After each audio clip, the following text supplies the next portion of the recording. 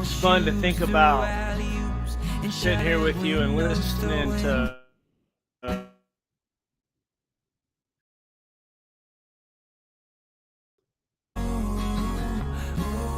Get out there for a moment.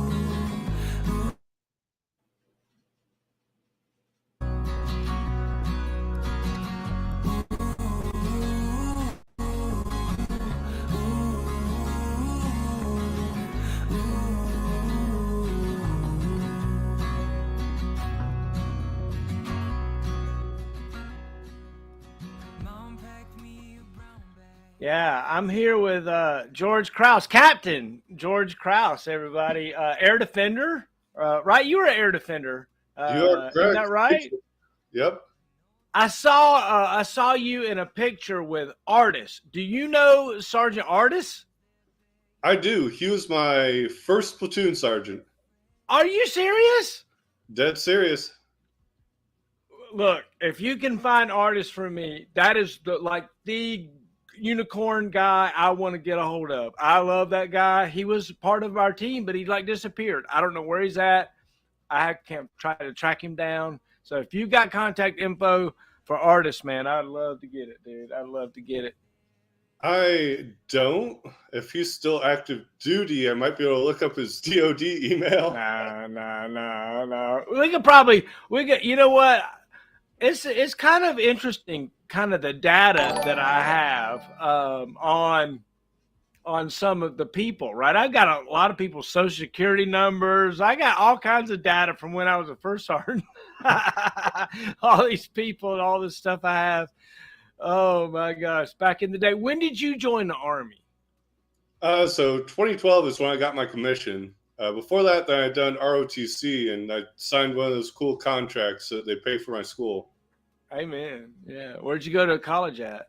Southern Illinois University, Edwardsville. Oh wow, like a subset of Southern Illinois. Yeah, so most people are familiar with the regular SIU, Carbondale. Right. Yeah. But our campus was awesome because out of all the land mass of college campuses, we had the third most land out of anyone. Oh, really? Big old campus, huh? Yeah, and a lot of it because it was donated by farmers and stuff.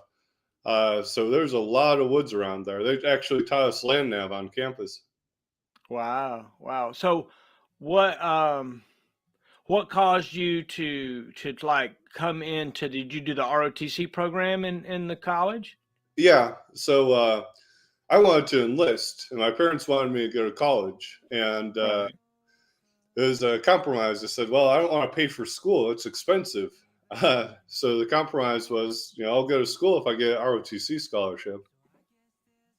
There you go. So you got to do what you wanted to do, but your parents were happy at the same time. Yeah, exactly.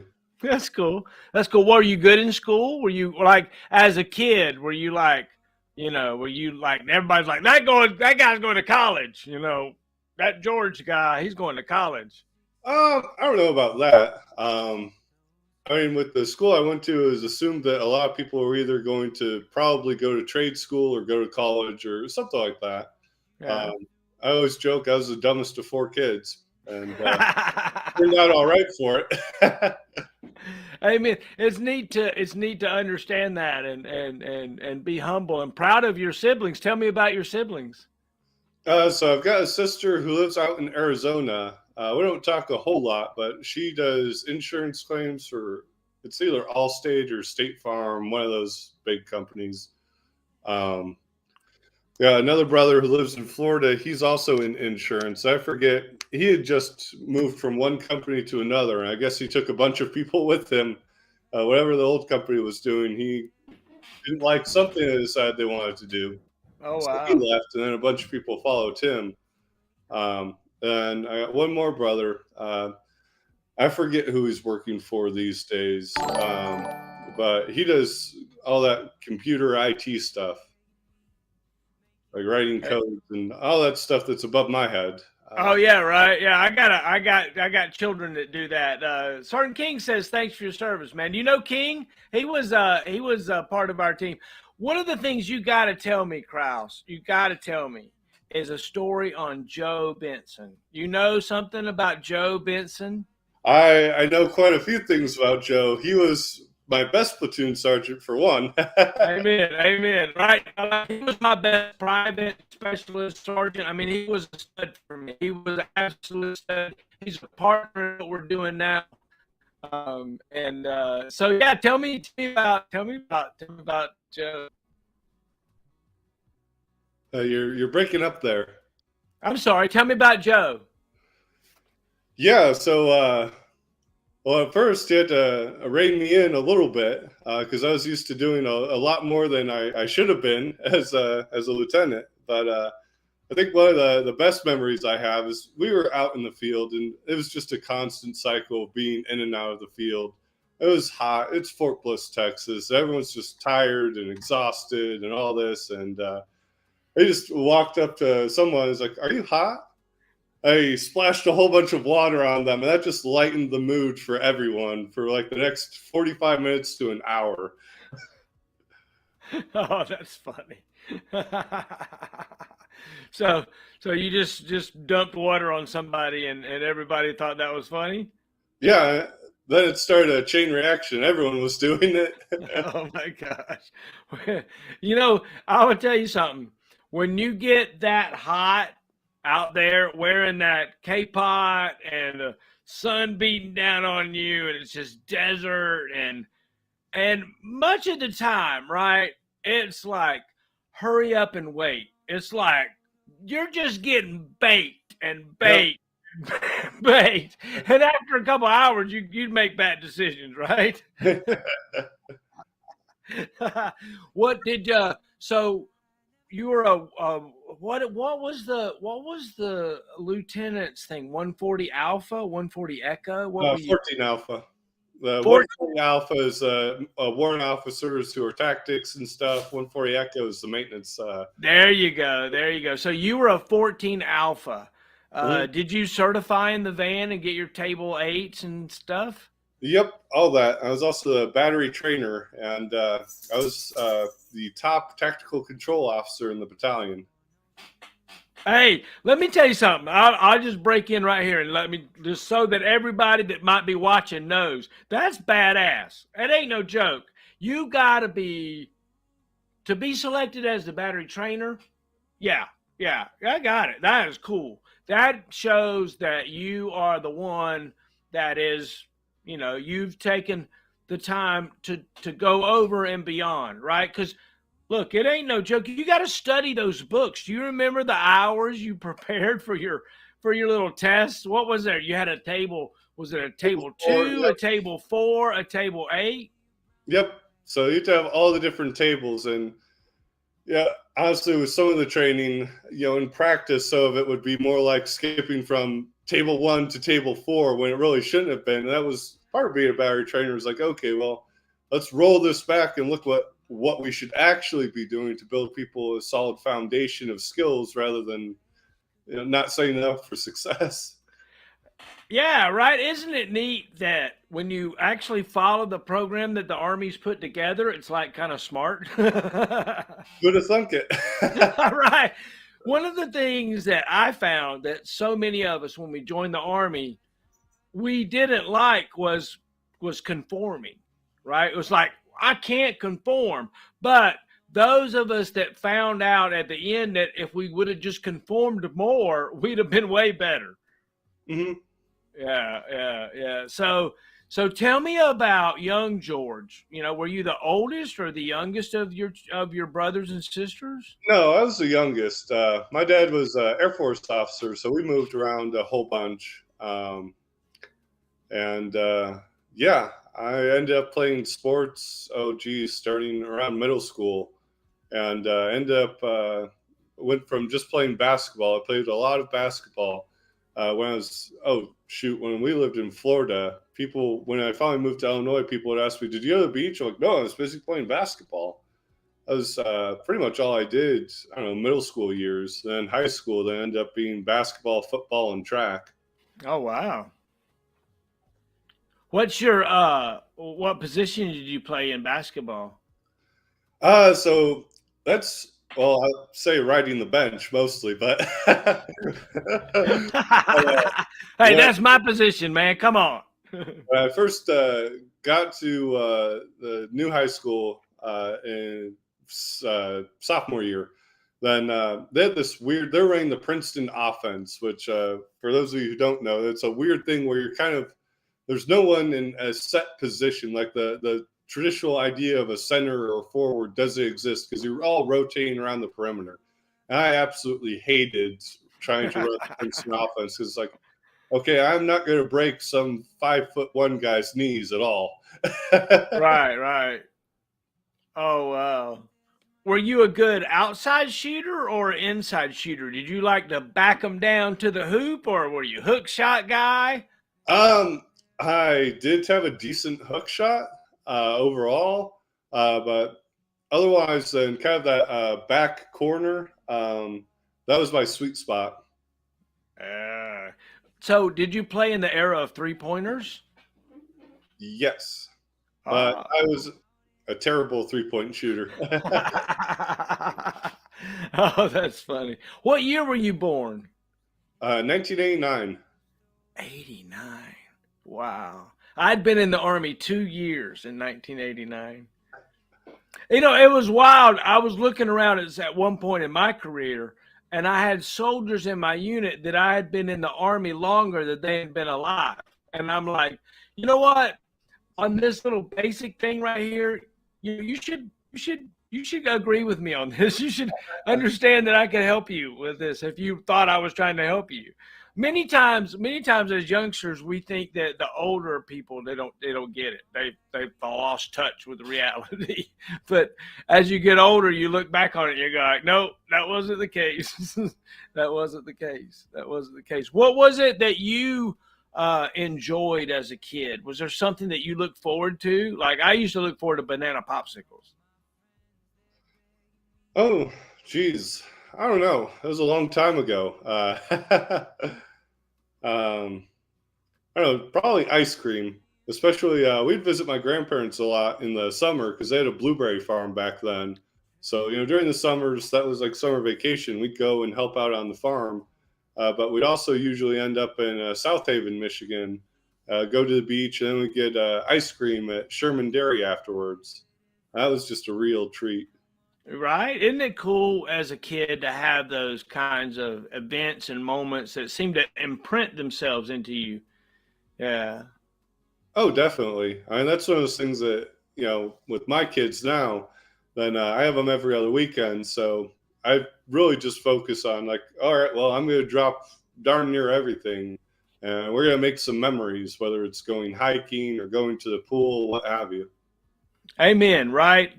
Time with your children, especially when they're young, looking back on it is it's miraculous times. It's just absolutely miraculous times. And the more pictures that you can get and film and video is a big deal, right? Oh, definitely. There was a, oh, this was a couple of years back then. I was mopping the floor on a Sunday and I got the bright idea, like, I'm going to make it look fun, kind of like, what is it, that Tom Sawyer thing? And all of a sudden they're like, we want to mop the floor. I'm like, all right, you go ahead. You mop that floor. Oh, that's great. I remember as a kid, I remember asking my dad to let me cut the grass for the first time. The next thing I found out, he was modifying the lawnmower so I could cut it, right? I'm like 5 years old, you're cutting the grass. Not really, but yeah, it's neat how we want to mimic those that are older than us and want to help at every turn. Yeah. What was it that made you want to be a soldier? Um, it was something that my dad did. It was one of those things. Basically, it wasn't lost on me that 9/11 had been going on for a really long time. One of the things that a lot of people don't know about me, I don't talk about much. So my dad was actually in the Pentagon during 9/11, and thankfully he was alive. But for a while, cell phones being what they were back then, everyone trying to call out, uh, make calls, and of course, the whole U.S. is lighting up with, "Oh, geez, we've just been attacked." So we didn't hear from my dad until he got home that night. So my mom was telling us he was dead the whole day. It was one of those things that, as I kind of got older, I'm like, there's folks who've been at this doing deployment after deployment. Like, oh, it's time for someone else to kind of head on out there. Oh, wow. So while 9/11 was going on, how old were you? Oh, geez. I was, what grade? Sixth grade. So however old that is. And your mom said your dad's dead. Yeah, she pulled us out of school. And my mom, she's a little bit, I don't know, I guess you could say emotional. And certainly that sort of set of instances, of course, anyone's going to be upset and have trouble holding it together. Right, but she was convinced that the dad was dead, and let me go get my kids, and we got to figure out what's next. Yeah, well, and because at the time, on the news, and they were reporting it wrong. They were saying that where it hit was the exact opposite side. So instead of the wing where Oh, there were wow. less people, then the wing right where like the Joint Chiefs of Staff were, and my dad was in some part below that I can't remember where. Wow. So, all right. So, what was it like when you found out that dad was alive? I mean, that was a real surreal moment watching him walk in the door. You could tell he was exhausted because one of the things he was telling me about it was basically, for him and his experience, and then since they're on the complete opposite side, they didn't hear a thing with where they were at. So it kind of just started coming throughout the building as like, oh, hey, did you hear? And then they got people at different rally points and started asking, okay, well, who has firefighting experience? Who has this experience, to kind of see who could be the first responders trying to get things in control. I'm So I sure. gotta ask, was mom happy to see dad, or was she disappointed? She was relieved. I Hey, think for man. all of us, it was a real surreal moment of like, wow, this changes a lot of things. Amen. Amen. Amen. So tell me about your mom growing up. Was she very influential in your life? Um, I don't know that I'd say that. Both of my parents worked, so for the most part, then there's a lot more of me just sort of being around my siblings or doing my own thing. She was fairly religious and kind of strict about some stuff, which I'm not all that uncommon. That's it's an interesting kind of uh, makeup, especially that like as you grew up in that time frame. You there's a lot of children that are in a lot of ways left to their own devices, and you grew up with a cell phone, obviously, in your hand, probably. Actually, no, No. I did not. That's one of those things. I'm probably the last of the non-cell phone age kids. Where, Oh, really? yeah, no cell phone. In fact, it wasn't until college. Some of the ROTC guys would complain about having to call my parents' house to get a hold of me. So I ended up getting a cell phone then. It wasn't until 2014 or 2015 that I actually even got a smartphone. And that was a Oh, slow. wow. So everyone else would have their smartphones. I'd have my flip phone, and they'd send those group messages, and I'd have to like download each one individually. You remember back in data rates and all that stuff? It's crazy.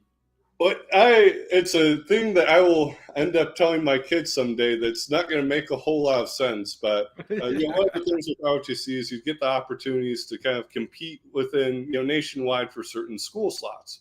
And I decided I wanted to go to airborne school, and I had gotten selected to go. And one of my buddies, and he's like, I I'll give you the quarter if you really want it, but I thought you'd like to know that you just got selected for airborne school. So, did you go to airborne school? I did in 2010. Oh, wow. Tell me about that. It was a blast. Obviously Fort Benning in the summer, it's really hot. Oh, Uh, yeah. I was in a lot better shape then than I am now. Yeah. The morning runs, those weren't too terrible. The worst thing, all those formation runs is that slinky effect, where all of a Right. sudden you're coming to a complete stop, and it's like some Three Stooges stuff. Whenever people come to a really complete stop, you're like, hold up, let me not try and bowl everyone else over. Um, That's for sure. the jumping out of the towers and stuff, to me that was a blast. It's like I don't know, going to like an amusement park almost with some of that stuff, albeit with a little bit more discipline involved.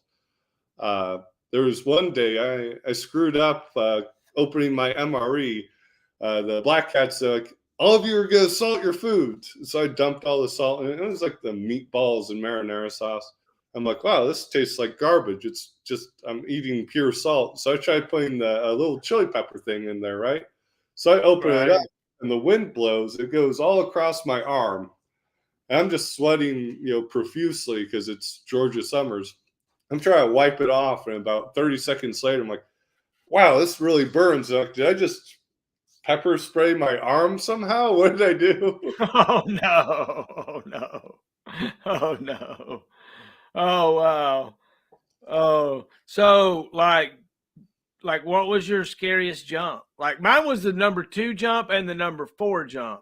Because number 2, I'd already done it once, and so I knew what was coming up.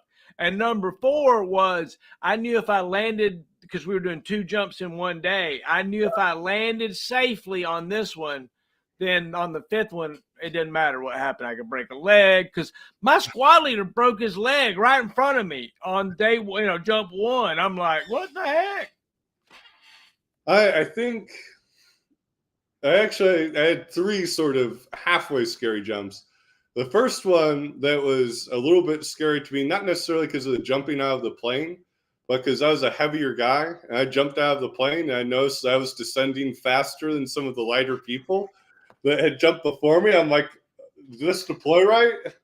And me and another almost collided into each other. So I'm just like, it's the first time, like, oh, gotta slip. Then the first equipment jump, just that worrying about, okay, is someone going to screw this up and I'm going to be dodging, the rucksack. Right. The night jump was the last jump, but I guess the scary part about that to me is not clearly being able to see the ground. And it's like, okay, how am I going to be able to judge this right? And thankfully, I don't know if they still have it, but I had a shack with like red lights. I'm like, that was able to kind of give me a little bit of an indicator, like, okay, Right. well, the ground's mostly flat. So those red lights are a good indicator of about where. But that feeling after completing that last jump was incredible. Yeah. Yeah. Yeah. To get the airborne wings and the height that goes along with it, and you think about the old folks from the airborne test platoon and the triple nickel and the 82nd and all the people that's come before us, it's just amazing to think about. I don't know, just flinging yourself out of an airplane in the middle of the night because your government said so. Because look, it ain't fun, right? You sit there for an hour and you get JMPI and you go sit on the airplane, you wait, you go fly, and it's not like skydiving where it's like, hey, party. It's different. And so jumping out of an airplane as a paratrooper and being trained in airborne school and get those silver wings to put on your chest, I'm gonna tell you something. There's just something about it, I think, that would make me proud that my grandfather or someone had done something like that. Does that make you feel the same way? Oh, definitely. It was one of those things that, when people would ask for 2 truths and a lie, then for a little bit, because the first time I had been on an airplane was flying down to airborne school. So by the time that I got back, then for a little bit, I had more experience jumping out of airplanes than riding on them. There you go. So how did you write that up for the 2 truths and a lie? I forget exactly how I worded it. Like, I've jumped out of most of the airplanes that I've ridden on, or something like that. And There that you go. That's pretty always hit cool. people, but it's like, wait, what? Yeah, yeah, that's cool. That's cool. So, how many jumps do you have? You have 5 jumps? Yep, just 5. I never end up Oh at yeah, unit, so not yeah, really a use yeah. for it. Can you imagine Hey, I trying to get it. drop a Patriot battery by parachute? So, so that's an interesting thing, right? If we get to the point where we got to drop a Patriot battery by parachute, as as an army, I think we're in a weird situation. I'll put it that way. It's a weird. Now, look, they just inserted one down in like Guam or somewhere on a naval vessel. That was pretty cool. Oh yeah, But definitely. dropping one in on a plane, I don't think so. So what was it like coming in and going through the ROTC and getting your commission and your first salute and all that stuff? Tell me about that. I mean, for me, it was a blast, and I think realistically, it really set me up for success with school. Because while a bunch of other people, they'd go out to parties and stuff like that, and I'd be like, "Well, I got PT at 6:30 in the morning, so I'm going to be showing up to that."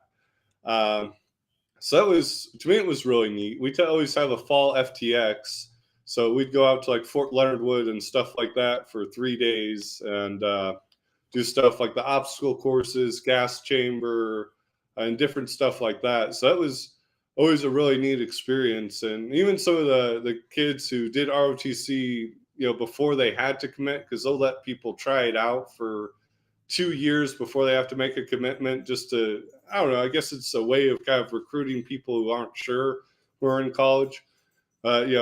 We do stuff like go to the range, and they take their scorecards from going to the range and put them in their dorm rooms and stuff.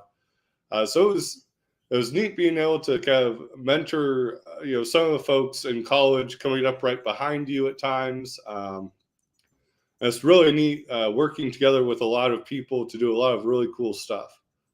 Amen, right? Yeah, totally get that. It's interesting the camaraderie that you build. And maybe it's only just for a short time, but that's the way it goes in all the units, right? All the units in your army, you build these really close bonds with these teams, but it's a snapshot, right? Oh, definitely. That's Tell me about some of the teams that you were on that you're proud of. oh, let me think. I think probably the proudest I've been is working with a lot of the folks from Bravo 243. That was really, at the time, we had a really great unit. We were the battalion's golden child for quite a bit. So we got to do some cool stuff with test fires out at White Sands. Got to do some stuff in Israel with the Israeli test bed, and uh, exercise called Juniper Cobra, which those are kind of basically a test integrating Israeli air defenses and U.S. missile defenses, not just Patriot with the U.S. Army, but also Aegis with some of the other stuff like Right. Iron, which that's just it was a really neat experience, and probably one of my favorites with those, just due to I guess the joint coalition stuff and being able to be that backing force where another country knows that, well, if stuff goes really bad, these are the people that we want to bring over, and being, recognized as part of one of those teams. Yeah, it's an interesting thing to work with other countries and see what they've got going on and their skill set and where they are at in the world, especially like Israel. They're getting like bombed every day. Well, yeah, that was actually a pretty humbling experience, was meeting, and I can't recall who was getting recognized exactly, or what level of officer was recognizing them, but they had just had a successful engagement with the Iron Dome system, which saved a lot of lives. Like my, yeah, Yeah, right. it- Yeah. It's so I don't even know how to put it in words except for the fact that when you're when you're worried about being killed, when you're worried about like going to bed at night and just wondering if there's a bomb going to blow up in your neighborhood, it's different than the way we live over here in America. oh, It's a for sure. different kind of thing. It's totally different. And I can't, again, I've been deployed, I've been there, I've been here, I've been there, and I've lived and slept under the danger of being shelled. And it's an interesting thing. Was there a time in your life where you were in danger of worried about, dying and, you know? Yeah, I don't really think so. Not so much. And that's, with Patriot, and I wasn't one of the folks, in like OIF who were dealing with the scuds on scope with Saddam Hussein and all that. So I didn't really have quite that sort of experience. Um, Probably all my near death experiences, which I've had a couple, have all been on my own civilian side. Hey, yeah, all right. You take too many drugs one night, you never know what kind of near death experience you're gonna have. I guarantee it. I guarantee it. I guarantee it. What is it about you that makes you you? Ah, geez, I don't even know. I've never really even stopped to think about it. I don't BS people. Pretty much one of those, well, I'm going to tell you exactly what I think about a situation.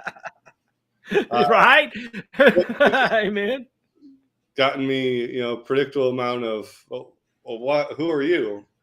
And it's also gotten me the same amount of accolades around the same time frame.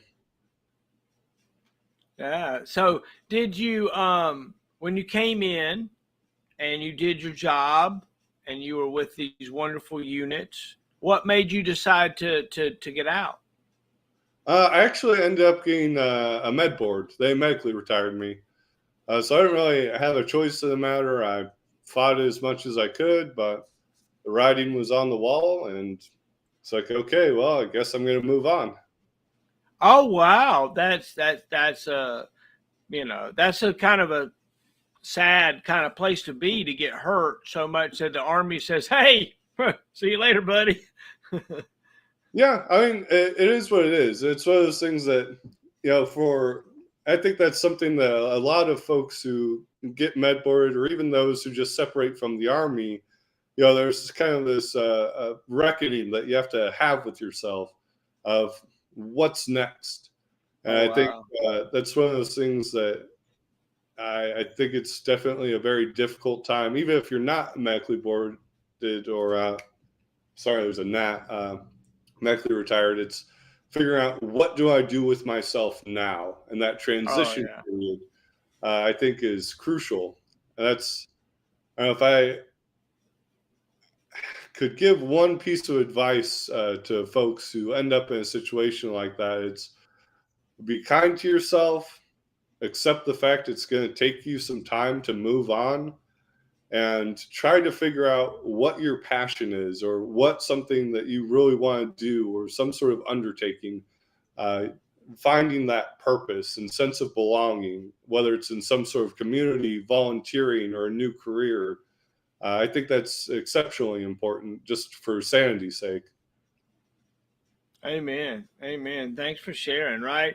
As you transition from one job to the next, or like, especially if you end up with a transition that you didn't intend on, right? You're driving along just fine. All of a sudden, your health says you can't be in the Army anymore. And it's like, what do you do? Especially since, because you said as a kid, that was really what you wanted to do. Yeah, I mean, I had planned on making a career out of it. It was one of those things that I wanted to do 20 years, and then basically, retire and be able to do volunteer work for, however long. So obviously there's a wrench in those plans.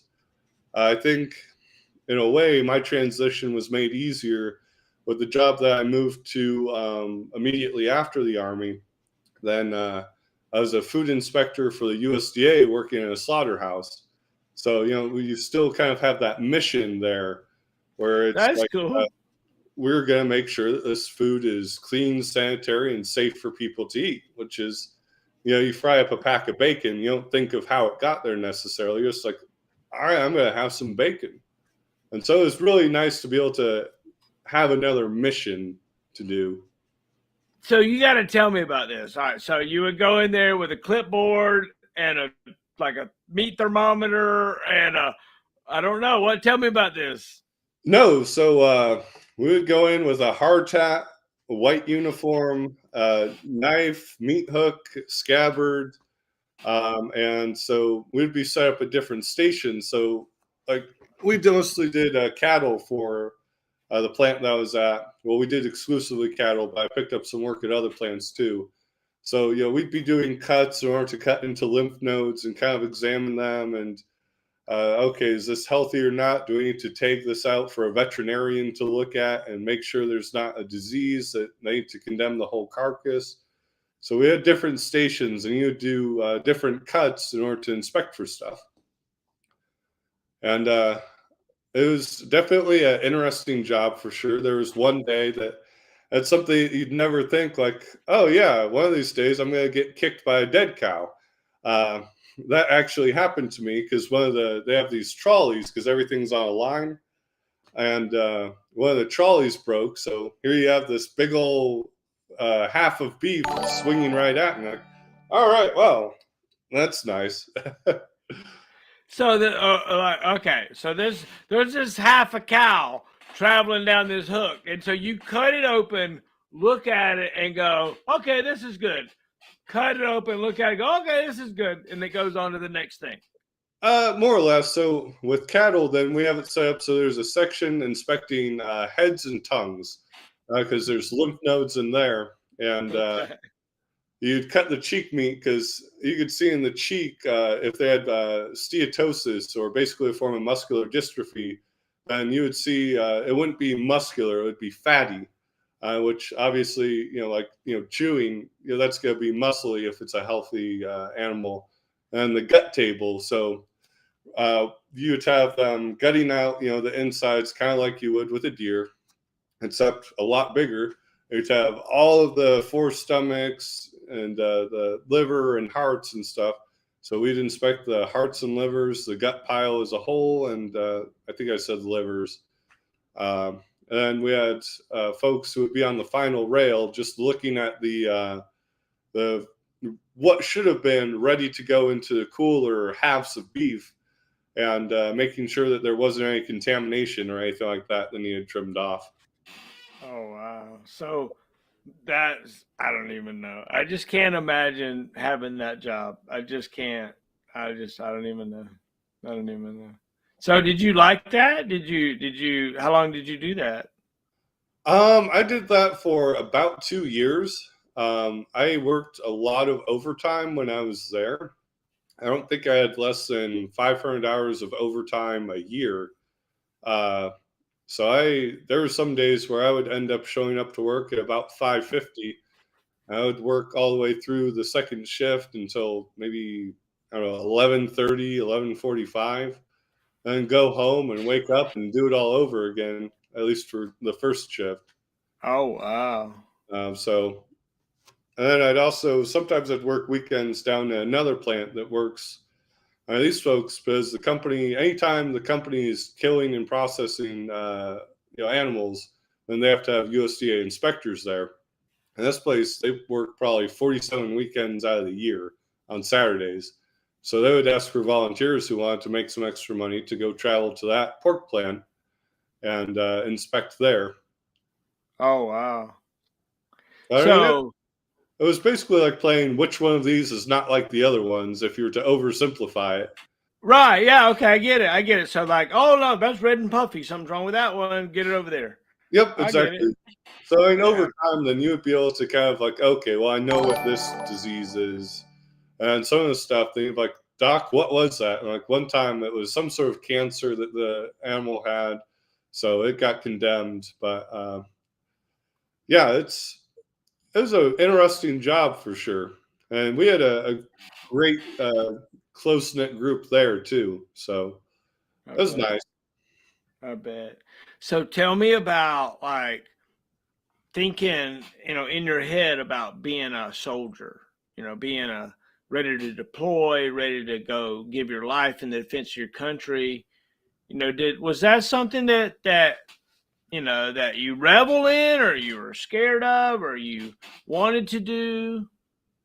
Yeah, I think when I first started off, I was a lot more gung ho about it.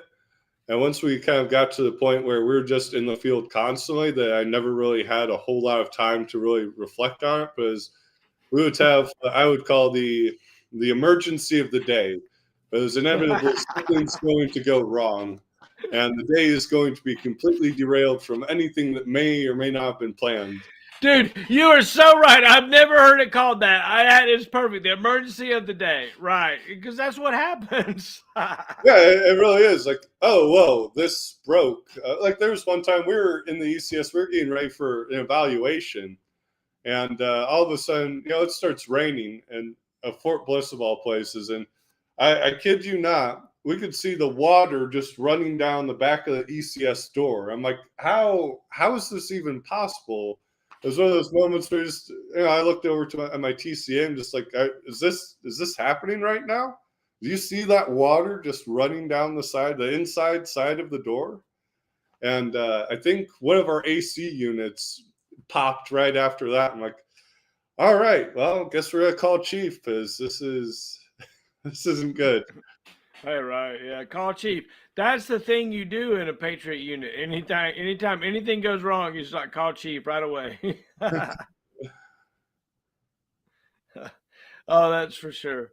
What is it about like after the military that you continue to be excited about? I see that you got that School of Law shirt on. Yeah, so that's my big thing these days. Is right now, then I'm going to school for a law degree, and thankfully most of it's online.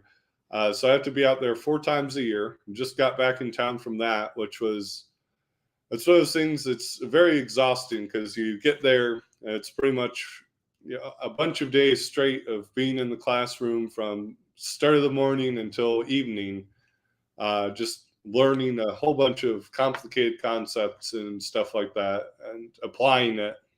And I'd say that's what kind of drives me these days, is really being excited about learning all the different stuff with law. Um, and there's honestly, with the cohort that we have with my class, then we're a really tight knit group too.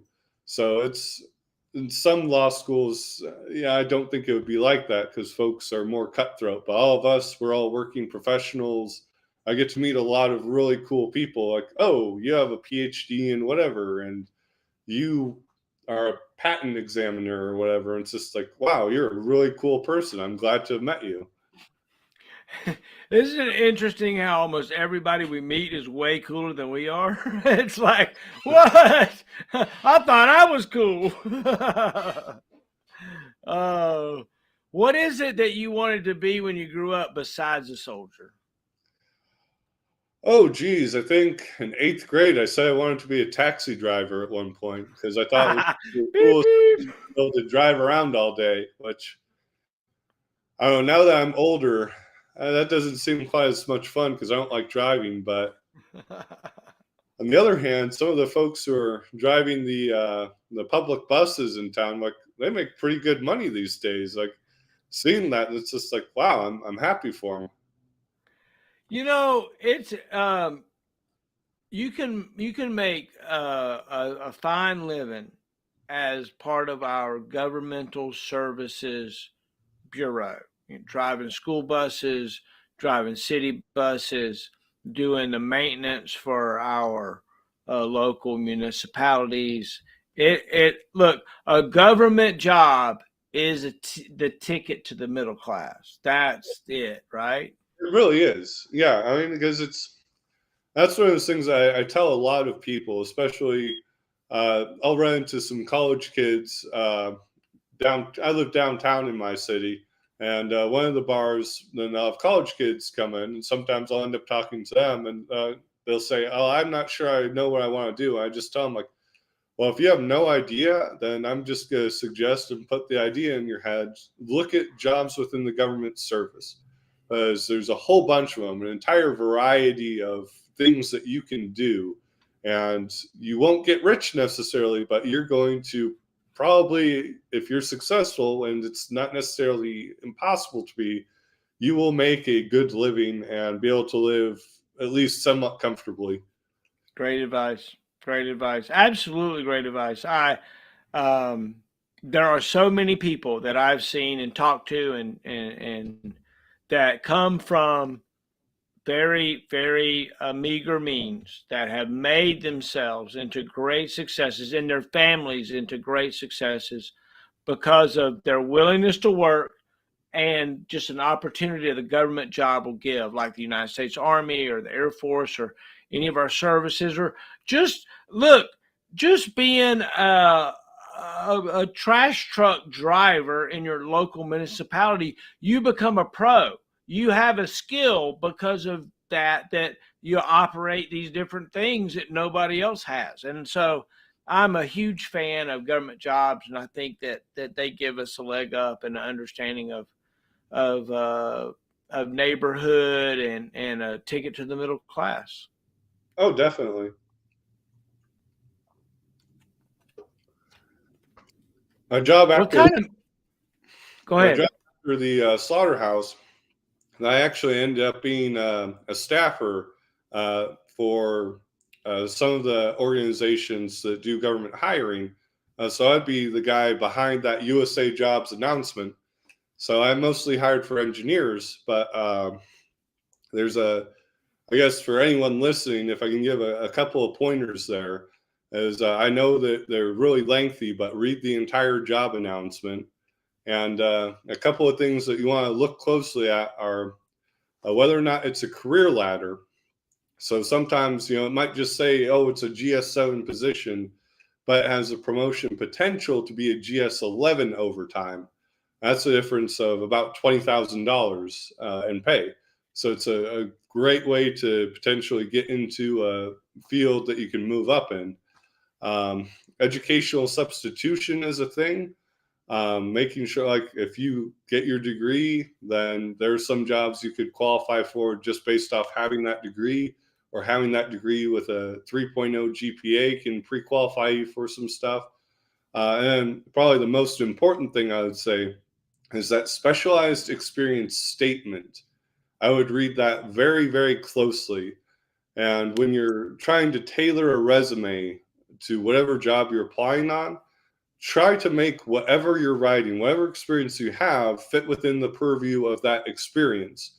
So if maybe whatever you're doing was a part of your job, finding a way to relate that to what they need, because that's when I would review resumes. I'd have my specialized experience statement that I'd made with the manager on one side and the person's resume on the other. I'd be bouncing them off each other. Smart. Thanks for the tips. Yeah, I've been on USA Jobs, and look, there's definitely a lot out there, and more and more and more and more we're finding that if you're looking for a job, you can probably find one. You Well, yeah, probably and find one. another point is to not give up when you get rejections, because they're going to come. And part of that is that the people who are reading your resumes are just as human as you are. And maybe they just don't see what you have to offer, and your application gets rejected off the bat. You can try and contact them and try and explain otherwise how it fits. But realistically, for me, I'll just apply another one. Like when I got that human resources job, I had been told I wasn't qualified maybe 3 months earlier on pretty much the exact same announcement. So And it's, so you adjusted your offering, and then that helped you. yeah, I tweaked my resume a little bit more. Yeah. Yeah, cool.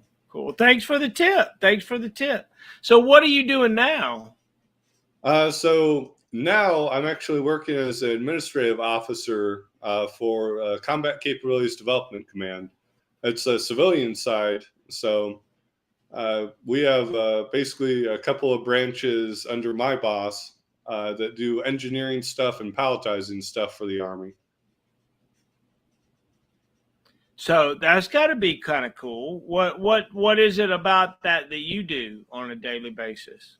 So I'm kind of the catch-all for everything to keep the organization running. In a sense, I'm kind of like a battery XO, where All right. yeah, I mean that's except some of the stuff that like you'd have a supply sergeant and a battery and all that. We don't have that, so I become that guy.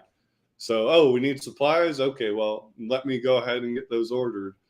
We just got this in. Let me see if we need to add to the property book. Oh, this isn't on the property book. Well, we probably ought to have that on the property book. I So that's love a it. big part. Key control, preparing for site visits. Like when our senior executive came out, then I ended up being the guy to reserve and set up the conference room, which was moving a lot of chairs. What is it that you look forward to in the future of your life and your career? Career-wise, then basically my entire intention with going to law school is to become a government attorney. I don't necessarily have a particular field that I want to work with within the government per se. It would be nice if I could have that as my day job, so that way I can do pro bono or basically free or low cost legal services to other folks on the side. Just it's one of those things I was telling my buddy, like lawyers are expensive, and sometimes the people who really need them most are the ones who can least afford it, and it sucks. Amen. That's for sure. That's for sure. It's an interesting thing about our society that that that money and trouble follow each other. And if you ain't got no money, maybe you ain't got no trouble. But many times, it's you owe a bunch of money and you got a bunch of trouble, and you ain't got none of it. What is it that what is it that your kids are gonna remember about you one day? What are they gonna think? What are they gonna love? What do you hope they will? Is there a thought about that? I have a little bit. Um, I would say, I mean, now that it's summer again, it was around 2020 that we started going to the water park when they had started to kind of limitedly open it to folks again. After that first wave, and that's kind of just become our thing during the summers. Like we're going to the public pool pretty much every weekend for at least a few hours. Um, we end up doing that, and these days we end up watching quite a bit of movies because I end up a lot of the time I'm just so exhausted because I have my day job, I work on school stuff, and I'm beat. So it's like, okay, well, let's pick out some cool movies and let's watch this. And I never thought that I would enjoy kids' movies still to this day, but they're Aren't good. they good movies? Yeah, they're good movies, man. Beauty and the Beast is my favorite. Beauty and the Beast. We've been watching Sing 2 a whole bunch, and that movie, I'm 30 something. That's an inspirational movie to me. I love it. I love it. Right. Hey, look, entertainment is wonderful for us and our children. I look forward to watching this new Top Gun Maverick, man. I'm looking forward to going to see that one. Oh, definitely. We had a failed attempt to try and get some people together to go see it while we were out at school. Was I hadn't seen it, another person had, like, yeah, let's go see it. But I think we ended up at the bar instead. Hey, you never know. You never know. Hey, tonight's National Bourbon Night, man, or National Bourbon Day. I don't know. You a bourbon guy? Um, these days I don't really drink as much hard liquor. Part of it is usually I don't keep a whole lot of alcohol around the house. That way, and for me, it's just a good life skill being single and a veteran, just knowing the risk factor of, okay, well, I don't want to drink myself into a hole. So it's better if I'm forced to go out and socialize with folks rather than just drinking at home. Hey, look, you got skills, dude. You smart. You smart. Good job. Good job. I love it. I love it. I love it. I wonder what it is about you that that that makes you so I don't know, smart. Do you have something about you that makes you have that wisdom? Is it like lots of mistakes ahead of time? I had a combination of mistakes and a lot of it. I would say I would chalk a lot of my, I guess, smart success up to the Army and basically reading. If you read a whole bunch of regulations and stuff and you pay attention, then you will end up, you'll learn something if you're looking to learn something. That's true of a lot of things. If you go into something with a closed mind, you won't necessarily learn anything. But if you walk into something with an open mind, there's always something you can take away. Even if someone's really awful at what they're trying to explain, you can at least take away something, whether it's how you present something or some little thing. The saying a broken clock is right at least twice a day. Well, then Dude, you're way smarter than I am. Golly, I love it. That's right. That's right. A broken clock is right twice a day. So what's next for you? What's on the horizon for George Crouse? Hopefully in fall of 2024, then I'll be graduating, and after that, I'd be taking the bar exam, and hopefully switching into a government attorney position. I was just asking. My boss's boss came out for a site visit, and I'd just gotten in from the airport, and we had a meeting after his town hall. And I started asking him, starting now, like, okay, well, if I wanted to stay in this organization and switch into an attorney role, would I be able to do the remote work since we're all the same organization and this is one of our sites? So I just today I started kind of planting the seeds of that thought for that possibility of staying in that organization. Otherwise, I'm probably going to end up looking for whatever can get me a little bit of experience on the side. Not as a full-time job, just to kind of get spun up into actual practice, or seeking out an entry-level government attorney position. Oh, wow. That's cool. That's cool. Well, thanks for your service. Thanks for spending some time with me tonight. I really have appreciated it. I've enjoyed it a lot, man. You got anything to close us out with? The only thing I will say is this: is just remember that as veterans, we are, as a whole, one big community.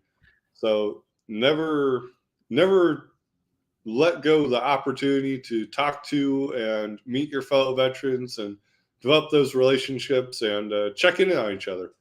Because you never know just how much that might change someone's trajectory. Right? We got to check in on Joe, man. We got to check in on Joe soon. I love you, George. Thanks so much, man. I've had a blast, dude. It's been wonderful. Take care.